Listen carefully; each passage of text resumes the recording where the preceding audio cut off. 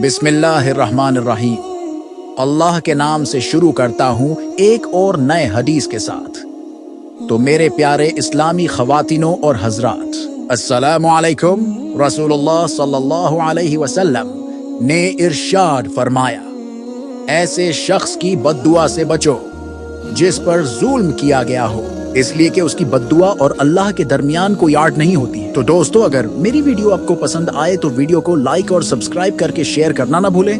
बिस्मिल्लाहिर्रहमानिर्रहीम। अल्लाह के नाम से शुरू करता हूँ एक और नए हदीस के साथ। तो मेरे प्यारे इस्लामी ख़वातीनों और हजरात, अस्सलामु अलैकुम।